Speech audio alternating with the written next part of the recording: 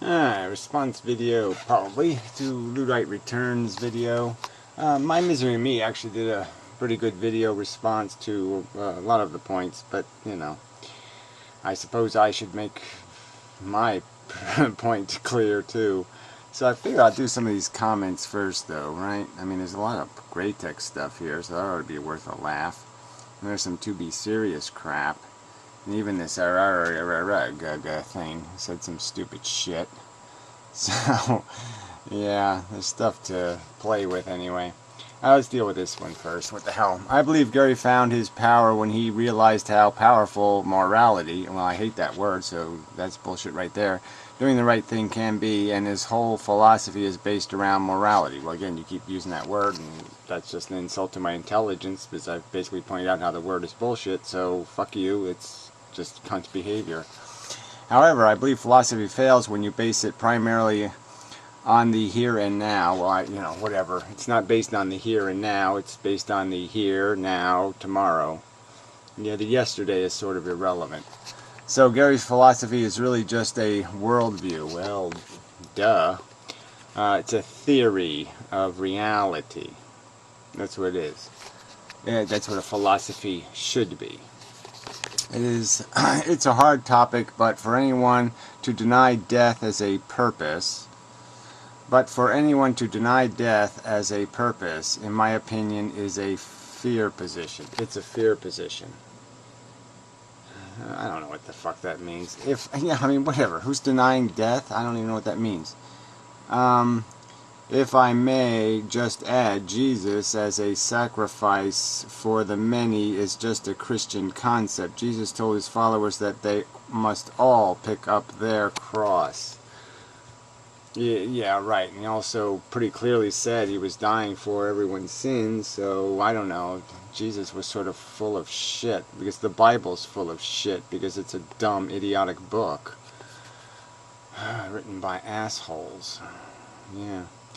Alright, let's see, so here's Luddite. Oh, this guy brought up some kind of point. Alright, so this guy basically snarks at Luddite. Luddite's response is, we have choices now. I guess being in Mendrone precludes you from paying even the slightest attention.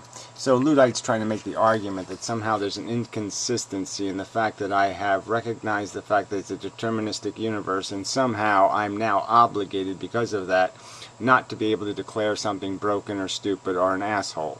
Of course things remain assholes. Dogs still have rabies, whether it's determinism or not. I mean, this is just, we've been over this and been over this.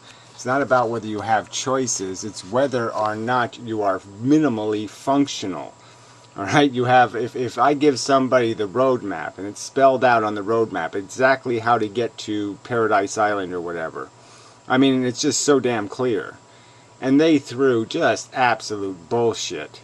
Don't pay any attention to the map. Just completely read it wrong on purpose. Just say, I don't like that road. It has a bad name. Yeah, then you call the guy an idiot and you say, fuck ever giving this asshole a map again. Fuck giving him anything. Fuck this asshole. Anyway, as per Mendham's own causal determinism, we do not have choices, as everything actualized in the world is necessitated from antecedent states. Yes, right, that's right. Even logic. And it's built incrementally. So for 10,000 years we have unrevealed the truth. Alright, and you clock stoppers, you step backwarders, just don't want to accept where the truth is pointing. In effect, per Mendham's own contentions, all present future states have already been determined, which of course completely negates any notion of anyone is in any way responsible for what is actualized in the world. Well, again, that is just a lie, right? I've made it clear that they are still responsible. You're still declarable as inefficient, ineffective, inadequate, not good enough. You can still say all of those things, whether it's determinism or not. The point is whether if somebody was going to suggest that you have a punishment for punishment alone, just for the sake of saying, let's just torture the person for no reason. So there's no reclamation, there's no deterrent effects, and you're just going to persecute them because you don't like them. Well, that would just be fucking stupid. Alright, so revenge that doesn't have a purpose, that isn't supposed to accomplish any deterrent effect, is just plain stupid. So that's the argument here.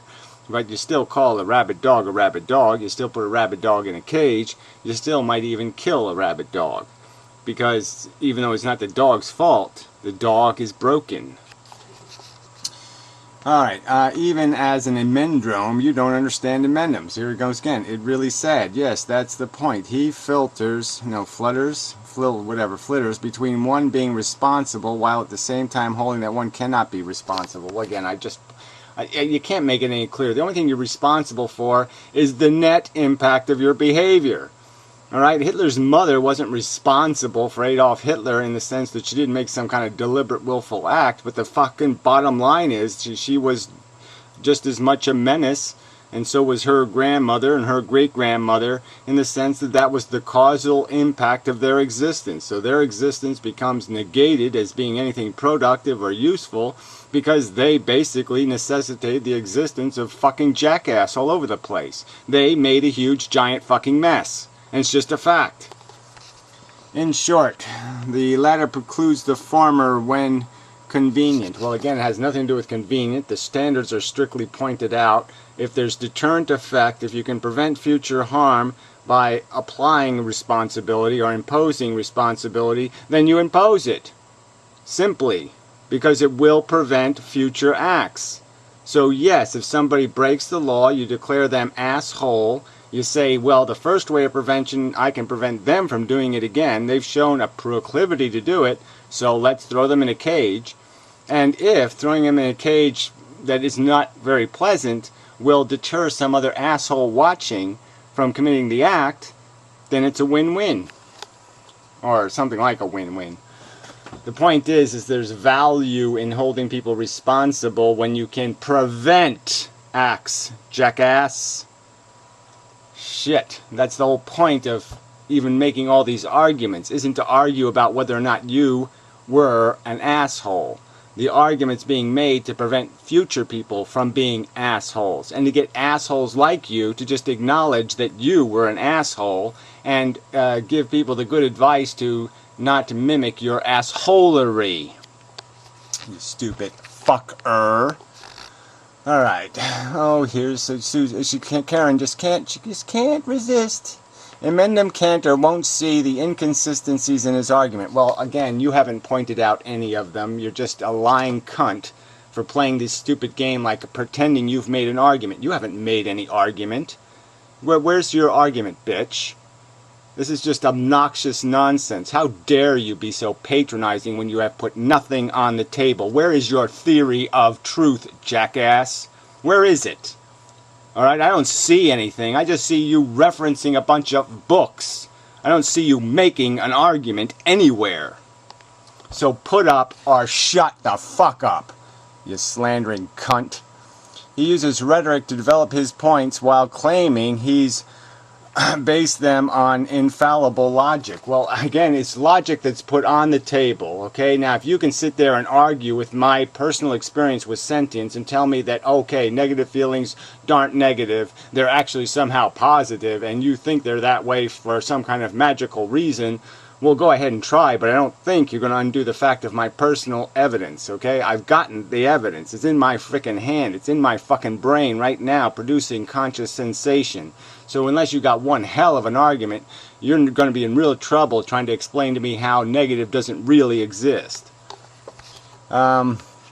He doesn't understand why falsifiability can't just be stated. Well, again, I don't have to. All I have to do is put a theory on the table, and I can go all the way back to Aristotle, and what I can say to you is, show me a reasonable alternative explanation. So that's the first easy way to say a truth is weak, is to say, is there an alternative reasonable explanation? All right? You're not going to provide one. Okay, you don't have an alternative reasonable explanation to Benatar's simple asymmetry argument. That's for sure. It completely blows up anything you're going to say. You're not going to be able to explain how there's some sort of badness because there's no life on Mars. You're not going to be able to explain or articulate in any way how there's any negative produced by that absence of existence. Oh, Jesus. But yeah, the obligation is just to either find a reasonable alternative explanation, or to just point out where there's a logical error. And you're not doing any of that. Where's the logical error in Benatar's asymmetry? You haven't pointed it out. You haven't demonstrated it. Nothing. You provide nothing. You just make a vague claim of somehow the argument's weak. And that's just so lame and weak. It must be demonstrated. Again, I don't have to prove a truth beyond it being reasonably coherent, and that is, it is consistent with the existing facts, and there's no reasonable alternative explanation. So if there's no other way to possibly explain the circumstance, and everything I say is consistent with the facts that do exist, you're in big fucking trouble. Yes, suffering matters, I think, for empathetic and intuitive reasons. Well, again, that's your nonsense, okay? That's not my argument. You want to make it all subjective? That's your choice. I'm saying that I have consciousness. I'm pretty damn sure my consciousness is consistent with all ape consciousness. Now, maybe you cunts are doing something different. You sadistic lunatics, okay? Maybe your consciousness is actually different, and that's why you're sadistic lunatics. Okay, but I'm claiming my consciousness is like consistent with most of the mammals on planet Earth, in that I feel bad when somebody steps on me, and I feel good when I have a full belly and just had a nice meal, and these kind of simple equations and their behavior and their actions mimic mine. Consciousness is consistent, and I can tell from my personal experience that it has nothing to do with intuitive or empathetic or any of this other crap. It's just a fact that consciousnesses have good states and bad states, and it's just a fucking fact. Our mind can mirror the suffering of other living beings, or whatever the fuck that is. You don't mirror it. I mean, again, so you're going to argue that you're actually feeling their pain? Well, you're not. So, fuck that crap. But I know it is impossible to develop that belief into an infallible logical proof. Well, again, that's not the argument. You want to turn philosophy into some sort of emotional crap. I'd say that's a slander against the purpose of philosophy, and I'd make the argument again that it seems pretty blonde of you. Okay, I mean, just what the fuck is this? What women are going to do to philosophy? Is turn into a goddamn cartoon? Turn into like color forms, dress up. So you're gonna add words like love next? Why don't you put love in here? All right, intuitive and empathetic. What the fuck does that crap have to do with anything logical? Oh, that's right, not a motherfucking thing. It has nothing to do with reason and logic. It's just emotional expressions. And you're going to tell me that's where the truth lies, in your emotional expressions. Well, I'm going to say that's a crock of shit, and we already know that's a crock of shit because we know where our emotions came from, and our emotions came from an insidious biological mechanism that just made us pretty good at basically establishing bigotries, prejudices, and preferences, and basically slaughtering stuff based on these arbitrary definitions of good guy, bad guy. My kids versus their kids. My family versus their family. My country versus their country. Yeah, we know what your empathy and your fucking intuitiveness gets the world. Shit. Alright. Let's see what this idiot says. Suffering is only a small part of the overall anti-nihilist argument. Okay, he's basically making the counter argument. And let's see what this Carla douchebag says. He's a real asshole. It doesn't matter that it is selfish, because in the absence of God or any other external purpose to serve, selfishness of the human species is not a vice. So again, so there you go. So you're rationally not obligated to understand that you're playing a game with other pieces on the board of equal value to yourself. You think it isn't a vice for me to do something where I would basically irradiate every other piece on the goddamn board, and I can't consider it a vice for me to be completely ignorant on purpose of their welfare. If I just shoved every other human being into the ocean and watched them drown because it's in my self-interest, in my selfish desire, you're saying I can't even consider that a vice? You're a fucking idiot. Yeah, you're playing a game on a board with pieces of equal or more value than yourself, you arrogant bitch. Okay, and that's the news flash. Yes, selfishness in that circumstance is a fucking vice. And even a fucking kid knows this, right? Any kid who has siblings is going to understand that simple truth, that selfishness is advice, okay, in that circumstance, because it just means that you'll just take all the cake, and you'll take the last piece of this, and you'll take the last piece of that, and it'll just be whoever's biggest will win every one of those battles. And so selfishness will be a huge dysfunctional blight on the, whatever you want to call, the civilization of the family unit. You will make a dysfunctional family if selfishness is going to be the fuel. You're a stupid, dumb bitch. Anti-nihilism, back to Karen the bitch. Anti-nihilism is a very broad concept, and many people who self-identify as AMs disagree with others who also call themselves ANs. But who cares? And who the hell are you to be qualifying them anyway? I mean, I'll just qualify you as something. Yeah, skanky cunts. And I'll just make some kind of statement about all the skanky cunts. There are super skanky cunts, and then there are, minor skanky cunts, and then there are herpes-covered skanky cunts. Yeah, I'll just come up with all kinds of different ways to qualify how big a dimwit you are. An arrogant, obnoxious, rude dimwit. But for most... Suffering matters is a very important underlying tenet of the philosophy. Well, duh. Again, this is just... I can't even describe the amazement that I say, okay, yeah, I find some intellectuals on the internet, and the intellectuals are having a difficult time accepting the concept that suffering matters. I mean, you can't get more fucking ironically ludicrous than this.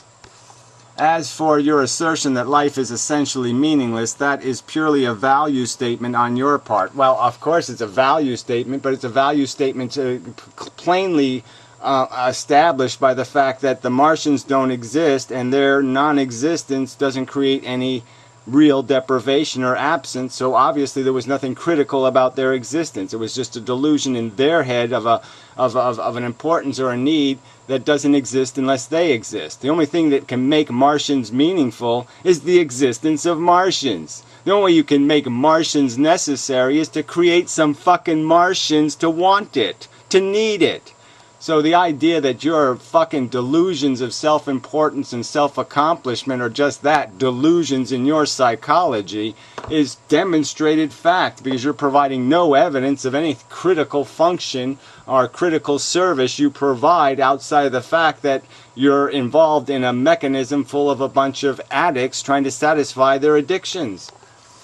It is not a scientific fact which is falsifiable. Well, again, this whole sentence is just so stupid. A scientific fact which is falsifiable. It's kind of a silly way to say something. It wouldn't be a scientific fact if you could falsify it. Right? Right. Some ANs realize this obvious fact and therefore do not make claims they cannot support. Well, again, I don't know which class or who you're talking about. But the real distinction between ANs, people who are anti-natalist and people who are, say, efilist, is usually about the fact that some ANs think nature's doing just fine, and they just have a bigotry against human life for some reason, which seems quite bizarre. So anyway, yeah, you and Gary don't seem to get it. Now, you are an ignorant, arrogant, pontificating ignoramus. Yeah. Anyway, Gary Edwards. Science is philosophy. False. Okay, so this argument is here. Science is just an arbitrary category anyway, right? I mean, what we're saying is scientists are out there trying to reveal the truth, right? And they put a whole category of truth off the table. They're saying we're not going to touch this whole category of truth because it's an epiphenomenon, okay? It's something that happens because of what the matter's doing, not something that is itself material. So in spite of the fact that scientists know consciousness is a phenomenon of matter, they're pretending it doesn't exist because it's not material. And I just say that's bogus. Science is mute on meta questions. False. Meta questions like what? What exactly are the meta questions that science isn't mute on? What would they be? Emendum is an embarrassment to anyone called Gary. True. Yeah, well, same to you, funny hat douchebag. Anyway, so Luddite. I agree with you on all points. I wouldn't say science is mute on meta questions. Indeed, science is entangled and can be demonstrated in meta-solution attainment. What the hell does that mean? So you're talking about meta-ethics, or you're talking about metaphysics? And why even bother with this stupid meta crap anyway? There is either reality or not real. Can't you just put things in these two categories? Okay, nonsense and real. I mean, a theory that either has some hope of being an accurate definition of reality, or a theory that has no hope.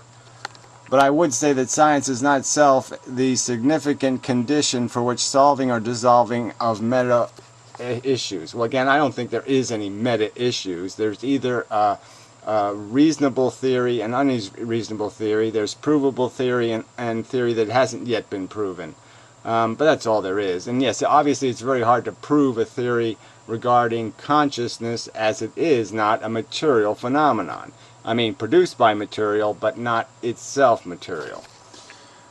So anyway, so it's not going to conform to the usual scientific method. You can't just turn on the consciousness machine and analyze the consciousness produced.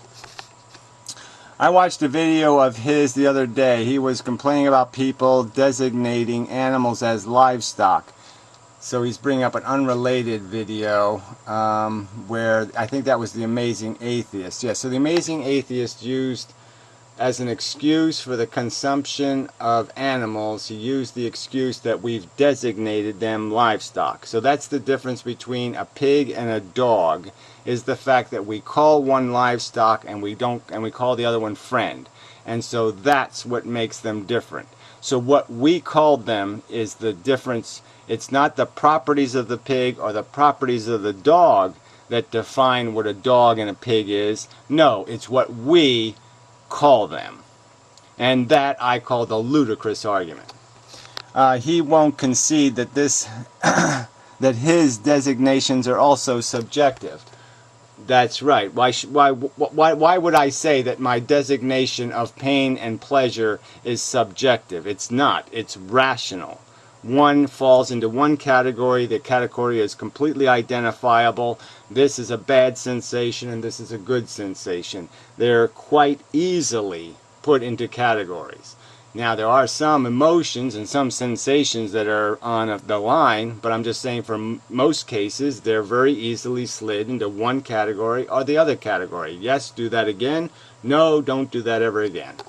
Somehow, every value in the universe is subjective except his. Well, again, that's not my argument, so you're just a liar.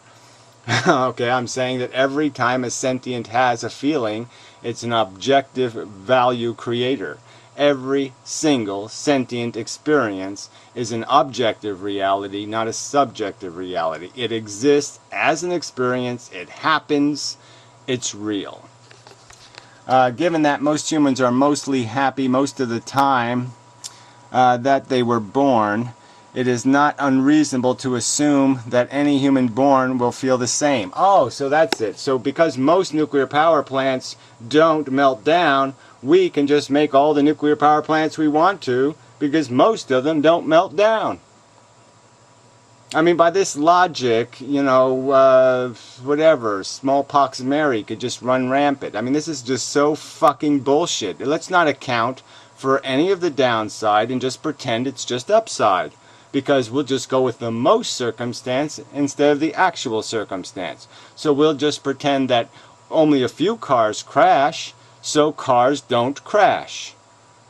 I mean, you know, only a few airplanes crash, so planes don't crash. I mean, it's just an amazingly stupid, idiotic, moronic way to look at anything. You can't judge the value of something like plane travel if you're just going to pretend that, well, we'll just go with what happens most of the time and we'll ignore the flaming, burning death that's possible. Stupid ass.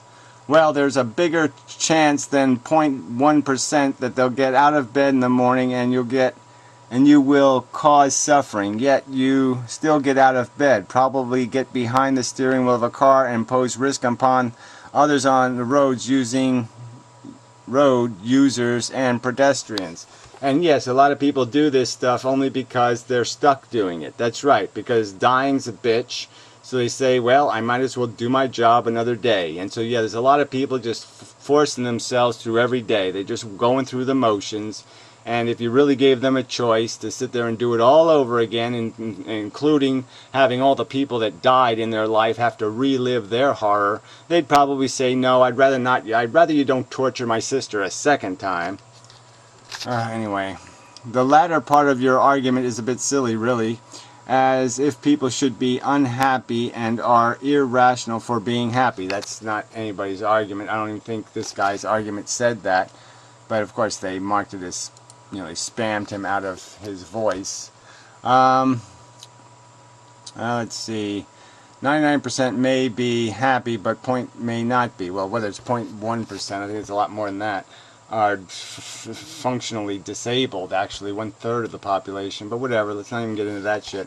So we won't go through all of his shit, but just read what this... I mean, you can figure out what Great Text is saying right here anyway. As if people should be unhappy and are irrational for being happy. Again, that's not the argument. We're not even talking about whether they should be happy. What we're arguing is should they play God and impose their standards on somebody else? Because you like to stick your nose in smelly ass cracks doesn't mean that you should assume that your child is going to be satisfied smelling ass cracks, retard. Because you're dumb enough to eat this gruel doesn't mean your kid's going to be as dumb as you and have the moronic, crude sensibilities that you have. Because you're a sadistic lunatic does not mean that your kid is going to be a sadistic motherfucking sack of flabby shit. If they are happy, then they are happy. Well, that's just too brilliant. One could equally say, well, people should be unhappy when they could be happy. And that's not the argument. The argument is there going to be inevitable a price paid. It's going to be paid by a certain minority that you're basically throwing in the trunk of the car while you go off to the fun park. You're basically assigning the suffering to a class of people and saying you have a right to do that. I'm saying you don't have any such right. The only people you have the right to put in the trunk is yourself, shithead. You want to torture yourself? Go ahead. You want to stick needles in your own fucking nutsack? Go the fuck ahead. But as soon as you turn your little sadistic game playing onto another sentient being and claim a right to create them and put them at risk, I'm going to say, fuck you. You fucking arrogant piece of shit. Anyway, perhaps it is your expectation of existence that are flawed. So again so here we are at expectation. So he's basically arguing that, yeah, I expect my kid to be a shit eater. I expect him to walk on all fours and eat the shit. Okay? Because I eat it, he should eat it. Because I'm a fucking ass crack licker, he should be an ass crack licker. You expect universal meaning and purpose. No, what we expect is you not to gamble with somebody else's welfare. If you want to take risks with your welfare, go ahead, fucknut, knock yourself out, literally. But it's when you're playing with somebody else's welfare, when you're saying I like gambling and I'm going to gamble with somebody else's money, that's bullshit. When you start pulling straws for somebody else because you just like pulling straws, that's bullshit. But there are none. Ditch your expectations and your worldview should change accordingly. Well, again, yeah, I could be an asshole like you. Yeah, I could voluntarily say, yeah, give me an injection and make me a NASCAR-loving, fat, donut-eating pig fucker. But I don't think I'll bother doing that. I don't think that's an elevation of my circumstance. I think that would be a degrading of my circumstance. And yes, I'm damn grateful something like you didn't create me. Where do these expectations even come from? Well, again, they come from rationality. Rational things know that eating turd is stupid. If it's the rational things know you build a nest before you lay eggs. It's that kind of thing. Yeah, you try to eliminate the possibility of failure as best as you can. And we know the human race hasn't even come close to doing what's required. They aren't even they aren't lifting the lightest little finger to fix a motherfucking thing, and they're just laying eggs on dog shit. Close enough. Okay, juvenile worldview. Yeah, like it's juvenile to have something better than the expectation that I should involve myself in a silly evolutionary process of who has the biggest teeth or who has the smelliest ass. Why the fuck would I want to do that? Oh, that's right. I wouldn't want to do that if I had any kind of rational sophistication. I would expect something like Atlantis or some kind of, much, much better than that civilization to say, yeah, I'm willing to play. I either play a decent game or fuck it. I want a game like Deserve, where, yeah, you get what you earn. Okay? And flabby asses like you would be fucking whatever, asphalt. Yeah. The culture. So again, he's blaming it on religion and culture. No, it's just rationality. Okay, not to want to go swimming in a cesspool is called rational behavior. If there were a universal purpose, would suffering then be justified? Well, I guess it's completely dependent on what the universal purpose was. If the universal purpose is God's drunk, well, yeah, that's not going to solve the problem, is it? But if the universal purpose is, oh, God has a really brilliant idea that we never thought of, and it really is brilliant, and wow, it's just going to knock you out when you hear it, and it makes the whole thing make sense, well, then I guess you'd have a universal purpose of some kind of merit. But yeah, if the universal purpose is, no, stupid forces creating stupidly, well, yeah, that's not going to be compensation. That's not going to be authoritative enough to justify the imposition. Obviously, you would need a resolution, a suggested theory of purpose would actually have to have some sort of value enhancement. Dana Garrett, super asshole motherfucking bastard. But from what I hear, Mendham is an expert on the themes and claims made in that made in that weighty intellectual periodical, the National Geographic magazine. Again, I don't even understand this crap. I mean, frankly, yeah, those are good magazines, okay? Go back to, from 1950 to 1980, yeah, they're basically a really good scientific periodical.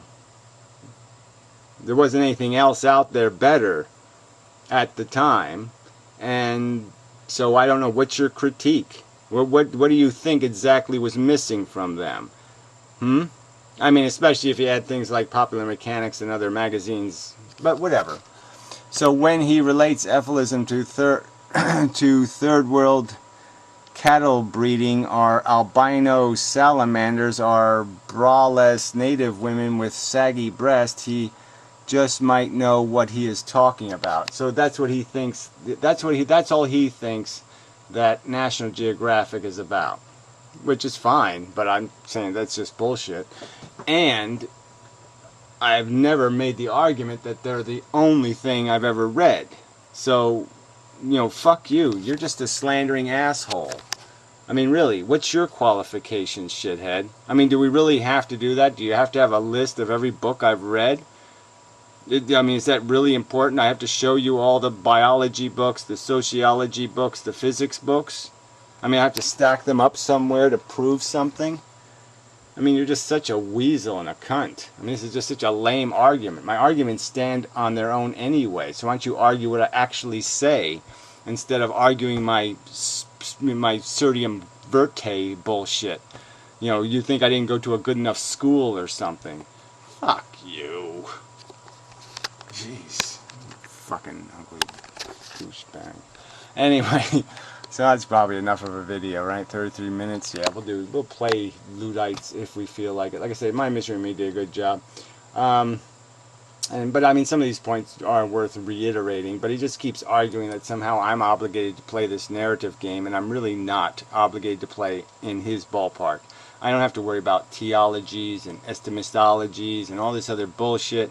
All I have to do is demonstrate a logical theory. This is what evolution does. It's replication for the sake of replication. This is the phenomenon of our psychology. There is this mechanism called desire, and you don't want to account for it whatsoever. You just want to pretend like desire doesn't pervert your judgment, and I think that's just absolute nonsense, and I think it's demonstrated in every single aspect of human existence. We see it. We see the corruption. We see people care more about their kids than other people's kids. Now, what's doing that? What's causing that problem?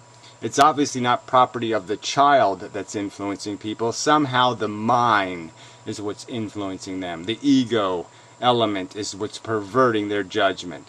And you have the same opinion about your life, about your race, about your species, and you're just a bunch of bigots. And you're you're just rationalizing your senseless and insane bigotry. Yeah, and you just don't. That's why you don't have a rational argument about what is different about Earthlings and Martians. Martians don't exist. It's no tragedy. Earthlings don't exist. It wouldn't be a tragedy either. So this is all just a big pile of shit. You're torturing people to do something that doesn't need to get done.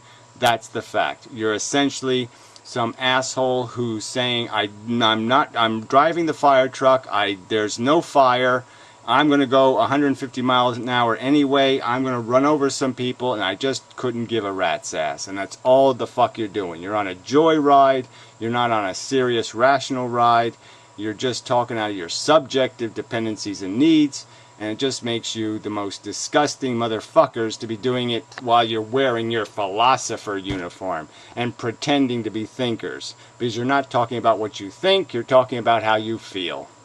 Period. Period.